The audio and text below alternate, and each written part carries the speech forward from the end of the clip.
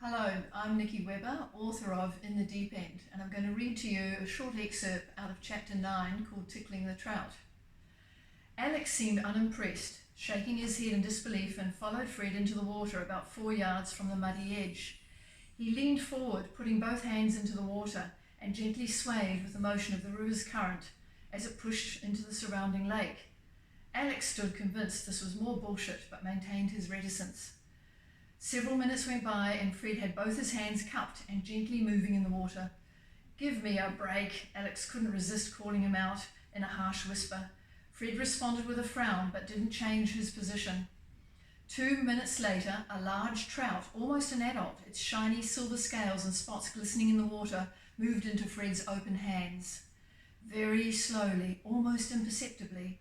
At first, Fred moved his fingers under the trout's body, avoiding its fins. Alex was dumbfounded, mesmerized by the fish's gentle motion against his friend's moving fingers. As Fred went to clasp the trout and fling it to the riverbank, the fish took off and rapidly disappeared. "What the hell are you doing?" Alex asked. Trout tickling. Fred's face was set with solemn determination, as if he was presenting a budget report to corporate management. "Get out." "Hell no, I'm damn serious," Fred explained. "It's an ancient native technique.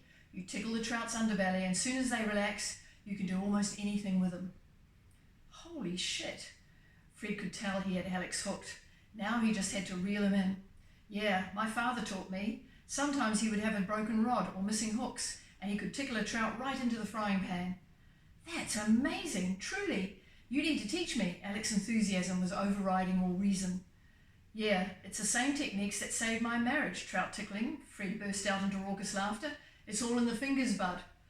At first, Alex was shocked and then already ready to punch his friend, but couldn't help laughing as well. Fred put an arm around Alex's shoulders, and they both shrieked and repeated the words into the open country air. Over a couple of cold beers that afternoon, sitting on the riverbank, Alex was still shaking his head and chuckling at his friend. "Screw you, Fred. You really got me good." Alex shook his head. "I knew it in the beginning, but..." Fred interrupted. "But you let your fantasy world take over." Alex realized his secret contact with the mirror was a prank far greater than Fred could ever imagine, and he was already tickling a trout far closer to home waters. Through forced laughter, a wave of guilt and unease engulfed Alex as he shared the joke with his friend. It would still be some years before Fred would ever begin to catch on.